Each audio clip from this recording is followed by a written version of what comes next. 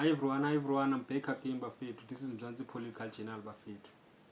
This is a story written by Usiyabonga Stole. It says, DA ministers face insubordination warning as tension with the ANC's escalate.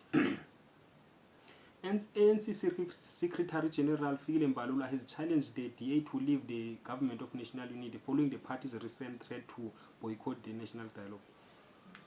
The confrontation between the two parties follows hot on the heels of President Cyril Ramaphosa axing of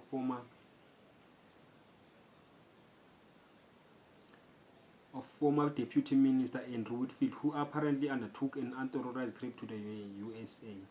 DA's leader John Mzansi addressed the media on Saturday, slamming Ramaphosa's decision to fire, claiming it was indicative of the president's inconsistent approach to the government, while also threatening to destabilize the GNU unless the minister's so-called delinquents are removed from this position. When Ramaphosa ignored the DA ultimatum, Mzansi announced that the DA would not participate in the dialogue and it would vote for upcoming department budget votes for the department headed by Minister Thembi Simelane, Minister Nobuhle Nkabane, and other corruption accused ANC ministers. Speaking during the third day of the OR Tambo Regional Conference in the Eastern Cape yesterday, Mbalula said that the GNU is not a permanent feature but a temporary among the government. Mbalula stated that the ANC and the DA will not be bullied by respected by DA and its leaders who continuously threaten to destabilize the GNU. We are not at the mercy of the DA. We are in the coalition because we respected the outcomes of the election and the recent interest of the people of South Africa. That is why we have characterized this as a strategic setback. It is not a permanent feature. The GNU is not a melting pot. We did not say that there are 10 political parties in the GNU, and the DA did not want this. Now I see why they did not want this. They wanted to control us, Mbalula said, basically. Well, why did the DA join the GNU? Because they not in alignment with the ANC policies. They against everything that the ANC stands for. So why they in the GNU? That's the question we need to answer. We are not. It is not a permanent feature. The GNU. We are not melting pot. We did say that there are 10 other political parties.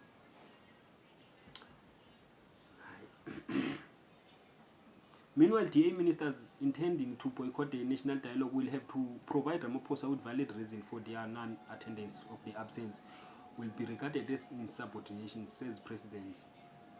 So they are forced to participate in this 700 million wasteful expenditure dialogue.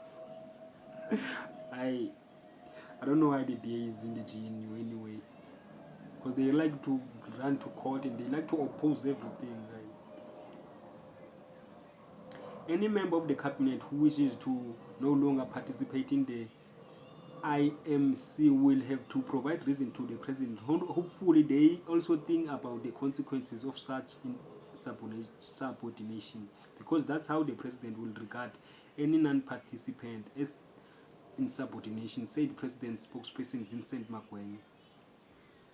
The ANC has weighed in on the DA's latest move, saying the response speaks volume of the DA's character. They are willing to undermine national interest in pursuit of their narrow partisan agenda. You too. Actually, the DA and the ANC is the coin, same coin, different sides, same coin, copper and tail of the same coin. The ANC firmly believes that this dialogue is not merely an event, it is a critical process in pursuit of social compacting unity and national renewal. At this juncture, it is impressive for the DA to clarify its stance. It is genuine and principled partner in the GNU, or it is positioning itself as a quasi-opposition within the executive. It is a quasi-opposition. You should know that. I'm not a political analyst professionally, but I know that I've seen how they play. They are against every policy that addresses the imbalances of the past. These people are not wanted to govern in South Africa. Not that we don't want white people to govern. We just don't want the DA to govern. Right?